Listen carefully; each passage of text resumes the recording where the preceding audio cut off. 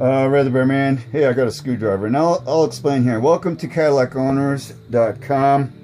Trying to make a video, trying to get all the points in without my ADHD kicking in too much. Oh, look, a cat. Okay. So basically, last year I posted an unsuccessful repair of ECU on a pink Cadillac. This one is a successful repair.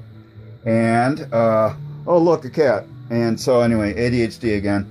The first step is, before you remove the boxes, brain boxes, you disconnect the battery, then you short the terminals, positive and negative together, away from the battery. I have a similar system in that 1937 Plymouth.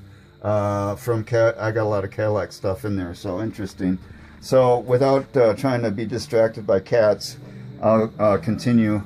So once you remove the brain boxes out of the car, you have to discharge any capacitors that are on the board so you don't damage anything when you do any soldering over here onto these transistors.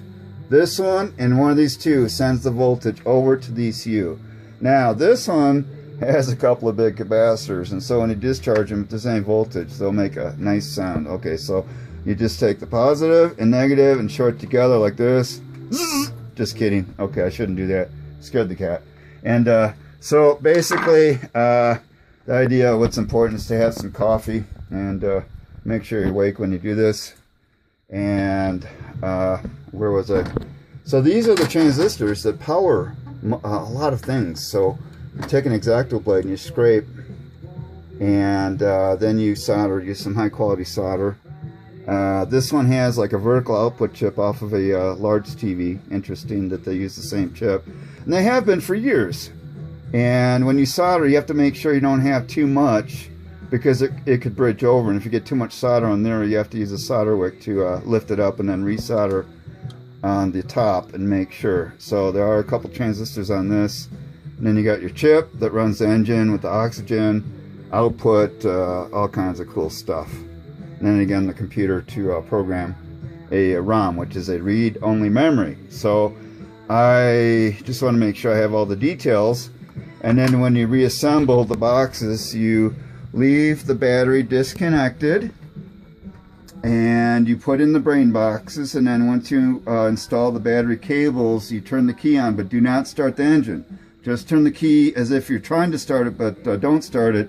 And leave it on for 5 minutes, and that will cycle through any old codes. But if there's any valid code still there, it's going to show up on your diagnostic, which is built into most Cadillacs, which is basically you push and hold the off and the temperature high, and then you get your stuff to show up, self-diagnostic, which is kind of cool. Then we have a crooked cup. So it's important to have the right tools. And what's interesting is dealing with Asperger's and then a cancer survivor, and now Parkinson's. So I can actually hold this camera, and then also real quick, Panbera Radio, 38,900 listeners off of the global link, and that's kind of cool. So I stay busy with projects and I try to help people.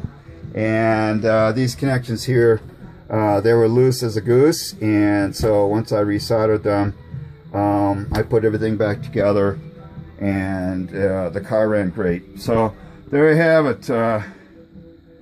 CadillacOwners.com, Ray the Bear Man, KE0DNQ signing out. Thanks for tuning in.